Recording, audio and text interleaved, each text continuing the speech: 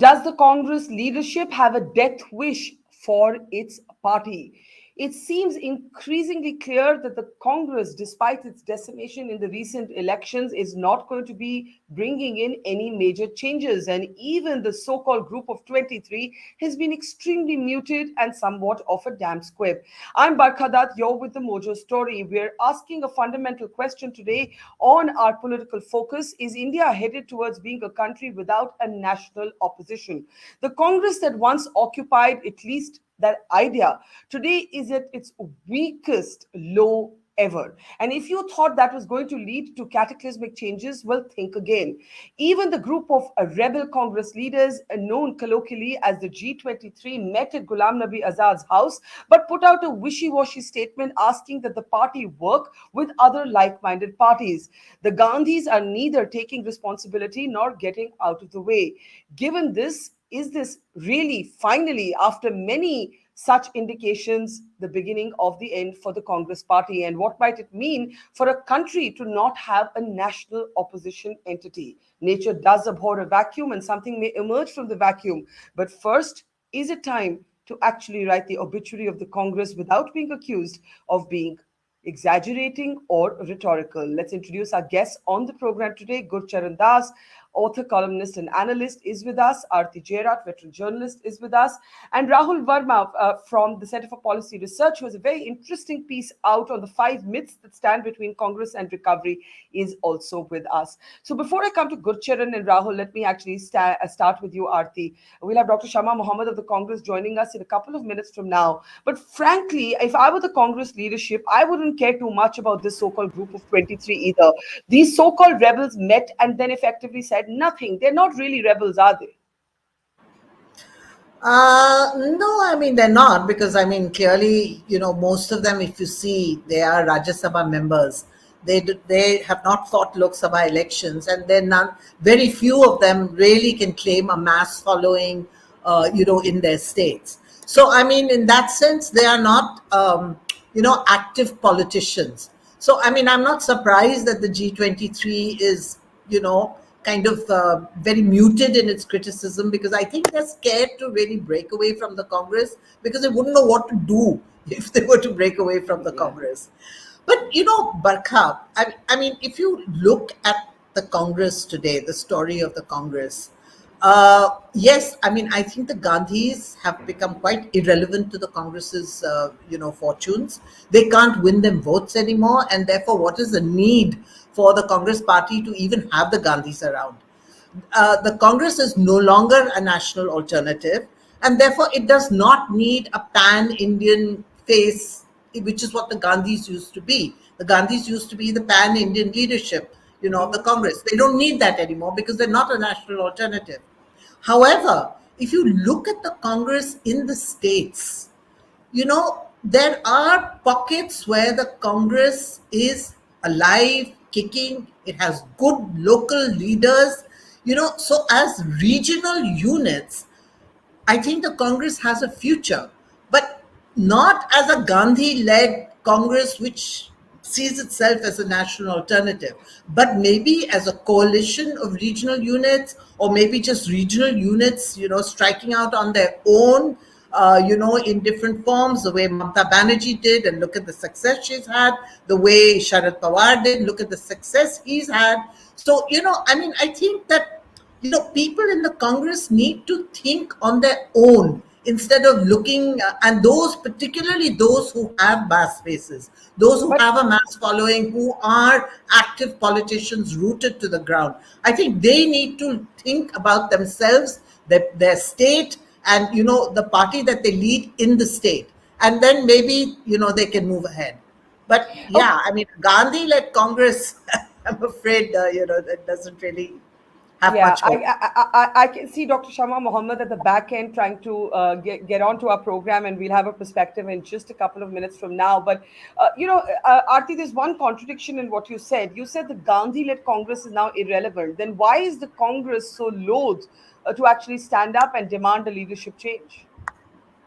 Because they don't know who to make a leader. I mean, look at that. I mean, T.S. Singh Deo says Kapil Sibal should be expelled because he suggested that the Gandhi step back. I mean, it's a lobster pot, the Congress party, and has always been. It is so emasculated. And, I mean, that is thanks to Indira Gandhi, who emasculated the Congress so much that they cannot think on their own. They cannot think independently, they cannot think autonomously, they cannot think out of the box. And I mean, so they're just sort of hanging on to Sonia Gandhi's pallu, hoping that Sonia Gandhi can offer them some solution, some ray of hope. And I think Sonia Gandhi has, frankly, she's run out of ideas, and her two children, are floating in some other stratosphere. I don't think they are at all connected to the ground. I don't think they even know what's happening under their noses. So, I mean, I really think the Gandhis themselves are irrelevant to, Indian politics. I think they're irrelevant to the Congress party, if at all the Congress party has any kind of a future. Okay, let me bring in Gurcharan at this point. What does this mean for a country? Because, there is no national opposition other than whatever little space that the Congress occupied. You take the Congress away, and we're effectively today a country without a national opposition. You're absolutely right.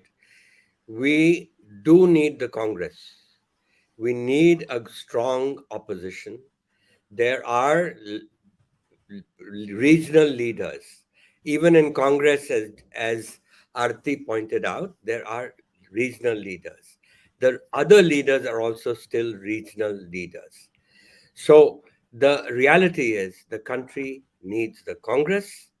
Thus, for the Congress to succeed, the Gandhis have to go. Now, if they're not going to go on their own, which would be the best thing, where they would say that, look, we recognize it's time for us to do the right thing by the Congress and by the country. And we love our country, and therefore we are leaving politics. If they don't do that, then I'm afraid there has to be a coup, a palace coup. And it has to be one. And the argument, there's no other leader, I don't buy that, because the way to do it, the persons who organize this revolt or whatever you want to call it, they will have to behave in a way where they reflect the wishes of the whole party cadre. Gurcharan, that coup hasn't happened yet, but just hold your thought for a second because Dr. Shama Mohamed, senior Congress leader, is with us. And I just want her response to what both you and Aarti have just said. Shama, you joined us a little late. Aarti said that the Gandhis are no longer relevant to the Congress. The group of 23 are a bunch of unelectable, mostly leaders, even if they're rebels. But Gurcharan says there has to be a palace coup because India, the country, needs an opposition. And this Gandhis led Congress isn't providing that opposition. Now, you've seen the data, right? Below 3% in Uttar Pradesh, 97% candidates losing their deposits. I don't need to go through the data with you. Historic decline. What is the mood in the Congress? I mean, surely you're not going to pretend to be upbeat right now. Um, okay, Barkha, let me say a couple of things. First and foremost, yes, the defeat is very disheartening. Losing 5 states, we did not expect it. It is very disheartening, no doubt about it. And there has to be a surgery over that. But having said all that, even in the case of Uttar Pradesh, the vote share, whatever, has gone down. Very importantly, Uttar Pradesh has never been a binary election. It has been always, there are 3 to 4 parties. Basically, what happened this time is all the votes which were supposed to be distributed has gone to Samajwadi. The whole Muslim vote went to Samajwadi Party because they wanted to see to it that the Bharatiya Janata Party lost. So that is one of the main reasons the vote share has gone down. And I mean, Mrs. Priyanka Gandhi worked very hard. We've known how many rallies she's done. So she is quite popular there. But of course, this was an election to rout or get rid of Yogi Adityanath and the Bharatiya Janata Party. That is the reason. Now, if you have said a couple of things. I heard part of what Aarti said and Mr. Gurcharan Das, but the way they say it as if we have lost it completely. One of the most important thing I remember is after the 2018, when Rahul ji was the president of the party, we won 4 states. I mean, we won Rajasthan, we won Chhattisgarh, we won Madhya Pradesh. We formed government also in Karnataka. But let's understand one important thing right now. There is subversion of democracy. What happened in Madhya Pradesh was subversion of democracy. what happened in Karnataka was subversion of democracy. I mean, what happened before in Arunachal, subversion of democracy. What happened before in Goa, subversion of democracy. There is a huge subversion of democracy because this particular party has collected a lot of money through electoral bonds. I mean, But electoral bonds is can a I scam. can I jump in and ask you this? When you question the integrity of the democratic process, you forget that Akhilesh Yadav, through that same democratic process, has delivered his best results so far, telling you a tale that if Akhilesh Yadav had started earlier and not after the pandemic, this could have been a different result. Secondly, the Congress, many have suggested, could have chosen to not go alone in UP, could have chosen to not go with the left in Bengal, accept who the dominant players are in different states and throw your lot in with those parties. Surely there's an arrogance in thinking you can fight alone in UP, fight with the left in Bengal. And I won't even call it arrogance. Isn't it delusion, Shama? It's an ignorance of the ground situation. I never said anything about a person, the party winning. I said subversion in the sense is after we win, Yeah. the MLAs are bought. There is ED coming to their houses, income tax department coming, cases, false cases are said, and that, you know what, you better move from there. Money, electoral bonds is basically what? We do not know who get the money. The RBI knows, the State Bank of India knows. Then who knows? The party in power knows. I know businessmen who have been told, do not give money to the Congress party. We are going to see that your business is finished by the Bharatiya Janata Party because of electoral bonds. Because they know. Are you losing from a lack of funds? You're not saying you're losing. I'm not talking about lack of funds. I'm saying that, of course, one, we don't get funds. The other thing is the support which we get. They have got so much of funds that there is definitely subversion. You're not going to tell me that Operation Lotus is not subversion of democracy. What happened in Madhya Pradesh is not subversion of democracy. I mean, this is the problem. The electoral process, look at the way how the election commission behaves, what is happening. So there is a lot of issues out here. Now let me finish before you interrupt. I agree on West Bengal, we should not have gone with the left. I am totally in agreement with you. I don't know what was the call, why we had to go, because I, being from Kerala, was completely against going with the left over there. So that I agree with you, but in some circumstances like Uttar Pradesh, there were reasons which we couldn't have alliances at that particular point of time. And there are various reasons for all those things. It is not a one out of, one cannot just pick out one and why don't you do that? That's not arrogance, basically. We had an alliance before with Akhilesh Yadav the last time. So it's not arrogance, basically. Can I ask you, sorry, I am interrupting you now because I have to go to Rahul, but I have to ask you one question, and that is this. This party, your party, has not had a full-time president since 2019. Does that not suggest a non-seriousness about politics? You are facing a political behemoth and you don't have a full-time elected party president. See, Mrs. Gandhi has been there, and we know she is somebody who has really got us out from 98 onwards. You yourself know her very well. She's a strong lady. She has been doing her best. Yes, we had some issues, and that's why we are having elections in August. And that's why there is no change right now. Mrs. Gandhi was ready to resign, but everybody, including the G-23 leaders in the CWC, said, you don't need to resign right now because there is anyway an election coming up in August. So why do we need another interim president at this point of time? I mean, that is ridiculous. So that also came from the so-called, you say G-23. I mean, every time, 1 minute, Barkha, I keep hearing this. I feel the Bharatiya Janata Party is more interested in all this sort of commotion because today Rahul ji met with Bhupinder Singh Hooda. So there is talk, there is conversation, and there is nothing. It's in all parties there are issues. I know what's happening in the Bharatiya Janata Party. Just imagine if there was a talk like this against Narendra Modi. Do you think if they had a CW sort of meeting, he would have allowed anybody to enter that meeting? He would have expelled them from the party. This is what how he functions. There is nobody who can stand in front of him and say, but by the way, Shama, just because I'm old enough to have, like one of those old people who's been around so long, I also remember a time when no one would dare to open their mouths in front of the Gandhis. It was quite similar, and things have changed. It is about their eroding authority. Now, Shama, hold on. You made a lot of points. I want to bring in Rahul and Gurcharan, who haven't been able. Rahul hasn't even been able to make his first comment. Rahul, go ahead. You've been writing about the myths that stand between the Congress and its recovery. Go ahead. Thank you, Barkha.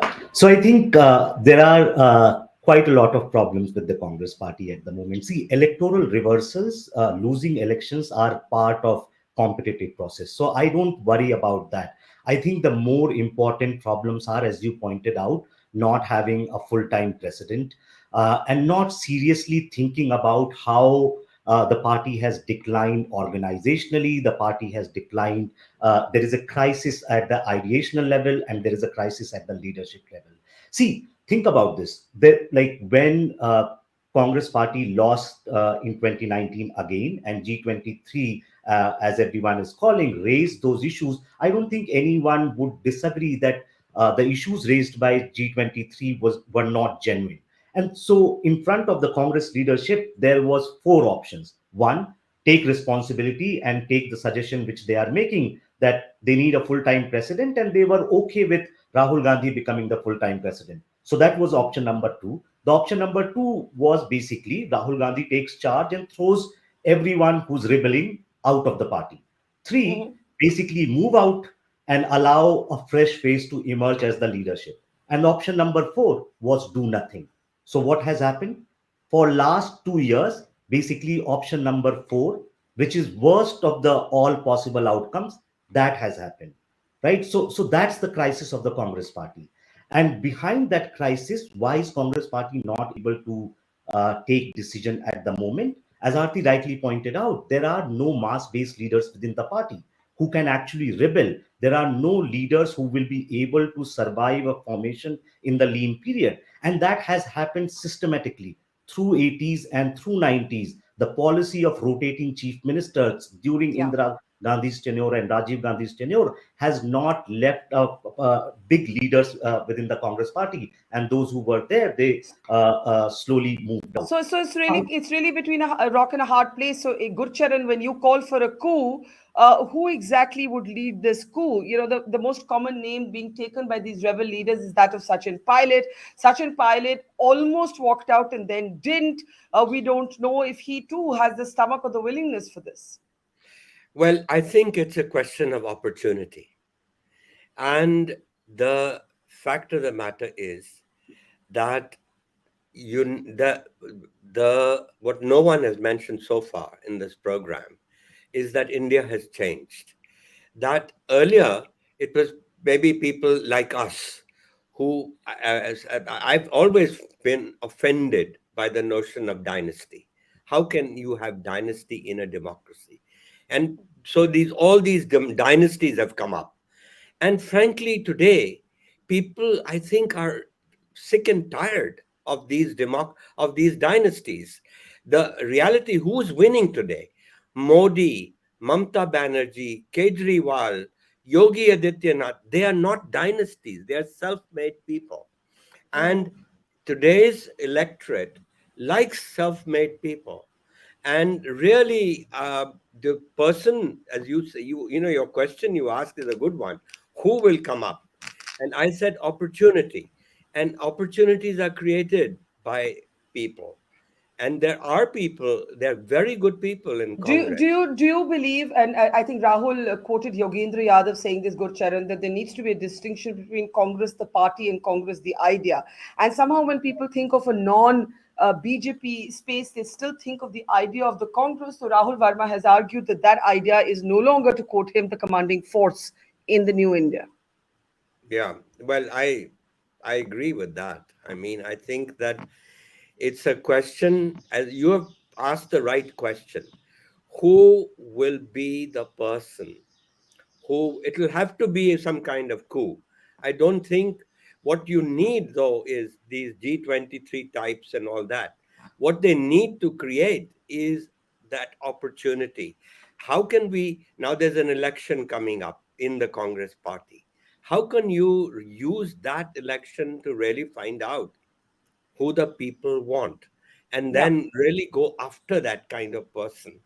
Let me Uh, let me let, that's a very interesting idea because Aarti, before I come back to Dr. Shama Mohammed, the past adventures that the Congress has had with a non-Gandhi running for that top post, we've all seen what's happened to the fate of those leaders, and there hasn't been a great trajectory for them within the Congress. When you hear Dr. Shama Mohammed talking about sort of the capture of democracy post elections, electoral bonds, all of that. There are, of course, always arguments for deepening institutions, but I don't see any of these being factors in the recent elections. Yes, the BJP has better propaganda machines, has better WhatsApp forwards. When I say better, I mean more efficient, more sort of mass oriented. But I think Gurcharan hits the nail on the head. The Congress doesn't have a good story. At the end of it, you need a good story to take to the people. No, absolutely, Barkha. And, I think it's all, of course, there's been subversion of democracy, and the BJP has misused and abused state agencies, to topple governments and so on. But hey, didn't the Congress do that also in its heydays? And let me go back to Kerala, 1959, where we first saw, the sort of the misuse of that constitutional provision, and a democratically elected left government being knocked out of power by the Congress. So let's not get into that. Yes, the Congress doesn't have a story to tell. It doesn't have a narrative that can counter the narrative that Narendra Modi has managed to convince people is a good narrative. People have bought into his narrative. People have bought into his Hindutva. People have bought into, the idea that Modi is a charismatic, powerful leader. But I want to go back to this point that you made earlier, that, what will we do without an opposition? Don't we need an opposition? We need a national opposition. For decades, there was no national opposition to the Congress. The Congress was the single most dominant pole of Indian politics. Today, the BJP has replaced the Congress as that single most dominant pole of Indian politics. But that doesn't mean that there's no opposition to the BJP. And I think we are finding opposition in states where you have these strong regional leaders. People like Mamta Banerjee, people like Stalin, people like Naveen Patnaik, KCR, Jagan Reddy, Uddhav Thackeray, Sharad Pawar, Vijayan in Kerala. I mean, opposition is coming to the BJP. It's not that, it's not that the BJP has a free run. And, at the end of the day, I think that is really the spirit of the Constitution. Spirit of the Constitution is federalism. It's Yeah, not this, I agree with you. And it's no, not this binary that we middle class people want, a two-party system like the United States no, has, or like UK I has. agree. I agree with you. But all of the leaders you have listed, save Kejriwal, who's managed to go beyond one small, high-profile state to another, which doesn't actually. Punjab is a very atypical state. The BJP was never there to begin with. All of these federal leaders that you've cited have pocket boroughs. I'm not reducing the state to that, but I'm saying they operate in their backyards and have not been able to grow beyond that. And Shama, my question to you is this: the Congress is the weak link in the blockchain, and it's the weakest link in the blockchain because the data tells you, and Rahul can add to this, that it is in about 200 seats where the BJP goes head to head with the Congress in the north, where the BJP does the best. The BJP's best performance is in head-to-head contests with the Congress party, at least at the Lok Sabha level. The states may play out differently state to state, Shama. What does that tell you? It has to tell you something, Shama. No, first, before I come to you, I want to tell Aarti. Aarti, you spoke about 58. Come on, Aarti. We are living in the 21st century. I mean, it happened long. But what I'm trying to say is, can you compare what is happening right now? You know exactly what is coming. I mean, the day a day one particular person like Khadse is in the party of the Bharatiya Janata Party is clean. The minute he leaves, there is ED at his doorstep. It's very clear what is happening in this country. Everybody knows how ED is being sent all over Maharashtra right now against the Mahavikas Agadi politicians. I mean, we can see this vindictive sort of politics. The other thing Mr. Gurucharan Das mentioned about dynasties. What is Mr. Stalin? Mr. Gurucharan Das. We know what KCR is doing right now. What is Jagan Mohan Reddy? Where does he come from? What are the Muftis and the Abdullahs? So please let us not say that. And who is the Karnataka CM, which is appointed by Mr. Modi, is a person called Mr. Bommai. Who is he? A son of a former chief minister. So when they looked at the percentage of dynasties in the Congress and the Bharatiya Janata, they are equal. I mean, it's not that there are no dynastic families in that. Piyush Goyal, Dharmendra Pradhan. I mean, I can go on. Pankaja Munde, Dumal San. The present sports No, no. minister. I think your So, point about that is well taken. But can you address but my question? Yeah. So your question is, can you just repeat it, because I was I'm in my saying train the of thought. BJP's best Mhm. performances come in the north when it goes head to head with the Congress, impacting the outcome of 200 seats. A lot of non-BJP leaders have started saying, if we can change the outcome in these 200 seats, we can have a different result, which means the Congress is the weakest link in this chain, in this opposition chain. I don't agree. See, what's happened, Barkha, it's become very polarized now. That's the problem. Now they have made UP also a Gujarat. Maharashtra, they're coming in those bells, how we see a Rajasthan. The polarization. That's why if you look from Kerala to Tamil Nadu, Orissa, West Bengal, you have a Jharkhand and Chhattisgarh. I mean, there are many states where they are not in power. Punjab from the north, where they are not in power. I mean, of course, now Jammu and Kashmir has become a UT, but they were with the PDP, but never in power as sort. Okay, okay, hang on, Maharashtra hang is on. not with them. So Hang what on, I'm trying to Shamal. say is, it's the Yeah. southern part. The southern, there are many seats, nearly 180, which can be won. Yes, there is a huge polarization in the north, and you can't blame the Congress for it. It's what's happened after. See, So let me. let me just put one more point. Now, many a times I've traveled in taxis and everything. I go a lot and talk to ordinary people. They tell me, madam, what we see on the ground is different, but the media says something else. They're saying Bharatiya Janata Party is doing very well. So there is a lot of the media, what happened after, not you, I'm not talking about you, 2014. Look at what the media is. How is it? I mean, down south, it's different, where I come from in Kerala. Okay, But in okay. the Let me north, it's completely taken over the let common me man. And it's let me. what they say. Okay, Modi is the hang one who's on. doing this. Hang on. Let me put your points to Rahul and Gurchan. And Rahul, go ahead. What does the data tell us about where the BJP performs the best electorally? Can I say Uh, one point before Rahul comes in? Just one point. Also, the Okay. fact that in our party, every time I go to every nook and corner, they all want Rahul Gandhi back to be the president. So we should also look into what our cadres want. No? This is Okay, our okay, party's thing. okay, fair enough. So it Rahul. is Rahul Gandhi. Okay, okay. Not Rahul Gandhi, but Rahul Verma now. So, Rahul. so, so point number one, you are absolutely right. Between 2014 and 2019, what's happening that whenever Congress and BJP meet head to head, Congress gets hammered. BJP actually wins more than 90% of the seats from the northwest region, and that's one of the main reasons why BJP is electorally so dominant. And second, and I think Shama is absolutely right about this point, that a large section of Congress party actually wants Gandhi family to remain at the helm of the affairs. And this is where the piece which I wrote, that the Congress mythology and Gandhi mythology combines. And that is what is hampering them to do a proper SWOT analysis: strength, weakness, opportunity, and threat analysis. See, all parties create myths. Myths are important for organizations, because Yeah. unless you have some sort of myths, not in a negative sense, but myths in a positive sense, because that gives the moral purpose for parties to move ahead. It gives a purpose to volunteers to campaign hard. But what has happened over a period of last 30 years, that the myths such as only Congress is represents all sections of the society, though they have not appointed lots of Dalit or Muslim chief ministers in last 70 years in this country. Only Congress can save India from capitalist or US or other things.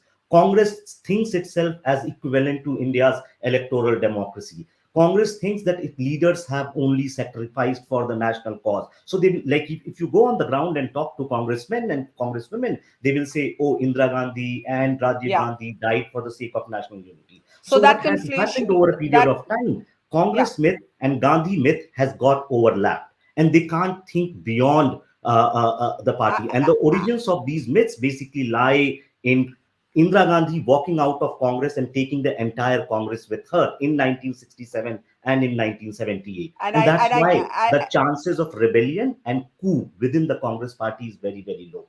And I was just going to say that I can't even imagine that moment taking place in the Congress today. If anything, there could be a new Congress if all the old factions of the Congress come together, but it still leaves a question of who's the alternative leader in 2024.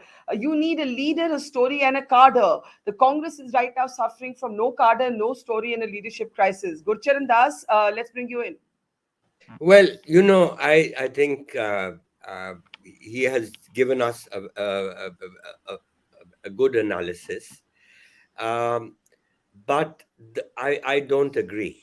In other Mhm. words, what I'm trying to say is that people who say that the Congress cadre wants the Gandhis, Hmm.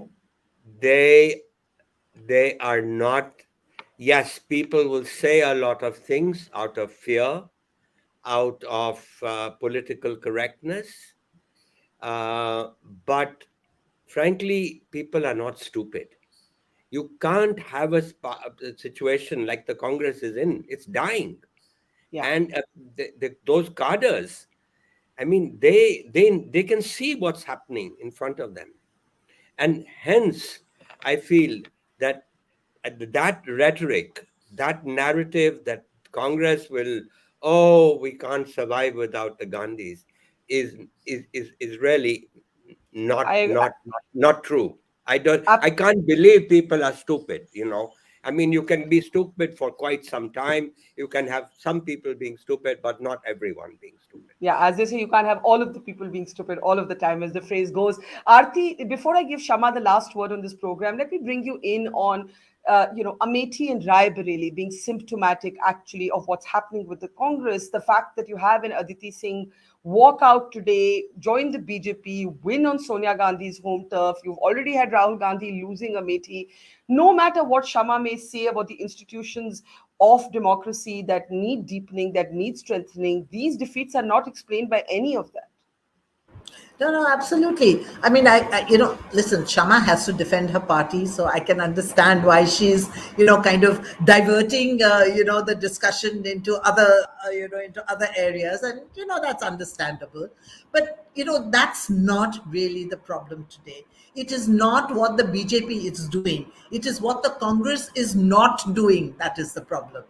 And I mean, honestly, Barkha, this is not a question of the Congress revival. Right now, the Congress has to look at survival because, look at the look at the assembly elections that are coming up between now and before the general elections in 2024. Himachal, Gujarat, Karnataka, Madhya Pradesh, Chhattisgarh, Rajasthan, in all of them, it is the Congress and the BJP head to head. And if the Congress does not get its act together and suffers the same fate in all these elections as it has done just recently, it's the end of the Congress. There is going to be no Congress after that. And I mean, I don't know whether the Congress understands this. I don't know whether the Gandhis understand this. I don't know whether even, I mean, I think they do understand it somewhere, in some dark recesses of their minds, but they don't know what to do about it. So let That's me the let whole me problem. I agree with you. Let me put that to Shama as my last question. As the Hindi song from I think it's Gully Boy that says "Apna time aayega." Rahul Verma has an interesting point in his piece about how the Congress still imagines itself to be the default party of governance, and I somehow can't shake off the feeling that the Gandhis think that this is the Modi decade, maybe another, maybe a 15-year period of Modi. Rahul's young enough, still in his 50s, and apna time aayega. But as Aarti says, that in doing nothing but waiting for Prime Minister Modi to be sort of defeated one day on his own, the Congress, forget reviving, will not survive. Shama. Hang on, Shama, you're on mute. Yeah. Yeah, I just said what happened in 2018 when Rahul was the president. Didn't we see a lot of victories? Then we shouldn't have seen it at that point of time, also, isn't it? I mean, we should have. Modi won with a huge majority in 2014, and we shouldn't have seen those victories in 2018. No, but when he became the president, that's why we would like him to become the president again. There was momentum. There was a feeling that there was definitely a morale booster for most of the cadres.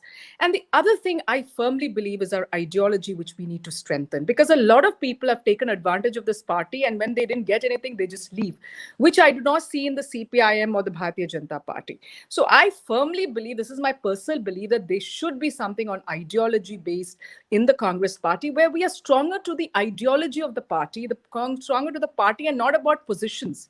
That should not be the reason to be in the party. It is to strengthen the party, to fight for the party and make it strong. And you have to have an ideology. And with the present Bharatiya Janata Party with Modi and Shah, the ideology is taken up, it's just gone off, because you have everybody joining the Bharatiya Janata Party. And look what has happened to them in West Bengal. I mean, they took all of the TMC, the real cadres got upset, and that's why they've lost. And it's very difficult for them to come back. Look what happened to Zilla Parishad elections in Orissa.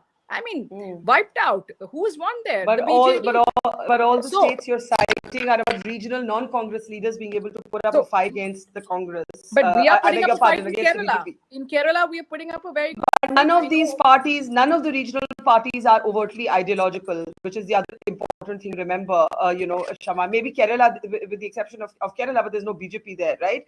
None of the other parties are overtly ideological, but we'll have to have another whole program on ideologies. And the Congress used to be the big tent space. There was a time when the Shama Prasad Mukherjee could join Nehru's cabinet. So this is a whole different debate, but I'll leave it there. Dr. Shama, Mohamed, Aarti Jera, Rahul Verma, and Gurcharan Das. Thank you. And to our audience, have a happy Holi and see you on Saturday. Thank you and take care. If you haven't subscribed yet, don't forget to click the bell icon and subscribe to Mojo Story and support independent, robust journalism.